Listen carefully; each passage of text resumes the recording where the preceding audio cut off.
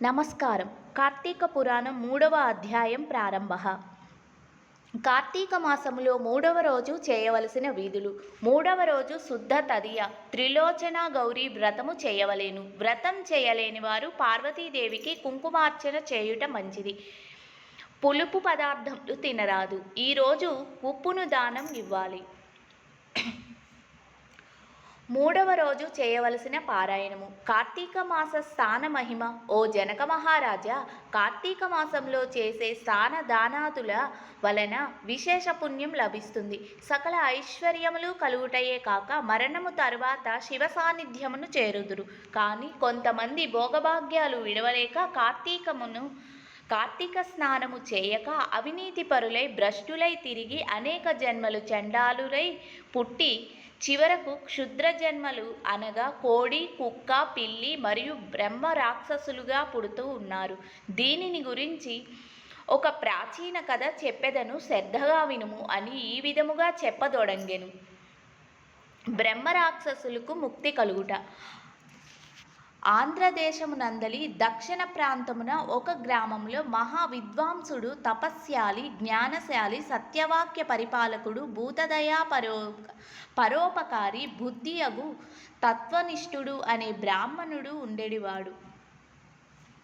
ఒకనాడు ఆ బ్రాహ్మణుడు తీర్థయాత్ర చేయవలయుననే కోరికతో బయలుదేరి చివరకు గోదావరి తీరమునకు చేరుకున్నాడు. ఆ తీర్థ సమీపమున ఒక మర్రి చెట్టు ఉన్నది. ఆ చెట్టు పైన భయంకర ముఖములతో, పొడుగాటి జుట్టుతో, నల్లని తాటి చెట్టులాగా బాణ పొట్టతోనూ చూచువారికి అతి భయంకరముగానున్న 3 బ్రహ్మరాక్షసులు నివసిస్తూ ఆ దారిన వెళ్ళే బాటసారులను పట్టి భక్షించుచు ఆ ప్రాంతమంతయు భయకంపితముగా చేసేవారు. తీర్థయాత్రకై బయలుదేరి గోదావరి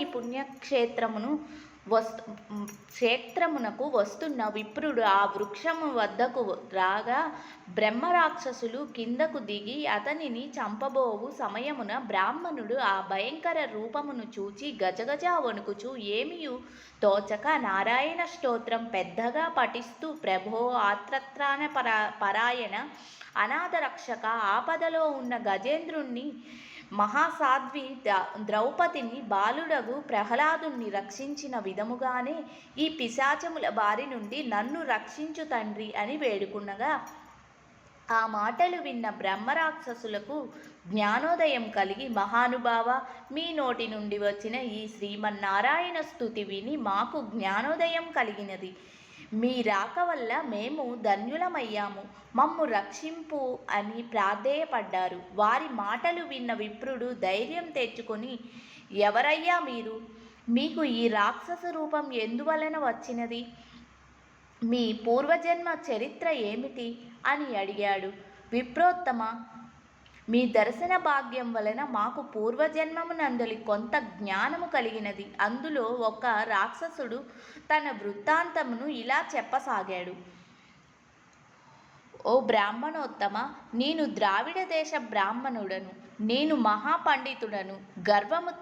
పండితుడననే గర్వముతో న్యాయాన్యాయ విచక్షణ మాని పశువు వలె ప్రవర్తించి తిని బాటసారుల వద్ద, అమాయకపు గ్రామస్తుల వద్ద దౌర్జన్యంగా ధనాన్ని వసూలు చేసి దుర్వ్యసనములతో భార్యాబిడ్డలను సుఖపెట్టక పండితులను అవమానపరుస్తూ దాన ధర్మములు చెయ్యక ఏనాడైనా ఒక బ్రాహ్మణుడికి పిడికెడు అన్నము పెట్టక పాపములు మూటగట్టుకొని ఉన్నాను. ఈ విధముగా నేను చనిపోయిన తరువాత బ్రాహ్మణ ధనం అపహరించిన పాపానికి రౌరవాది నరకములు అనుభవించి తరువాత భూలోకంలో చాలా నీచ జన్మములు ఎత్తి చివరకు బ్రహ్మరాక్షసుడిగా పుట్టాను. ఆనాటి నుండి నేను ఈ రాక్షస రూపముతో నరభక్షణము చేయుచున్నాను. కావున విప్రోత్తమ, నన్ను ఈ రాక్షస రూపం నుండి రక్షించవలసిందిగా మొదటి రాక్షసుడు తన వృత్తాంతమును చెప్పి వేడుకున్నాడు. ఇక రెండవ రాక్షసుడు, ఓ బ్రాహ్మణోత్తమ, నేను కూడా పూర్వజన్మములో బ్రాహ్మణుడని.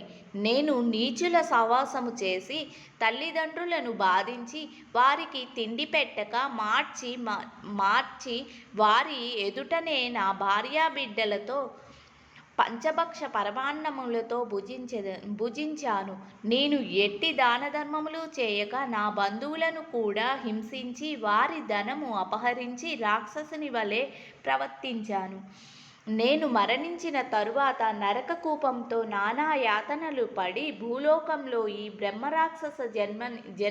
బ్రహ్మరాక్షసునిగా జన్మించాను.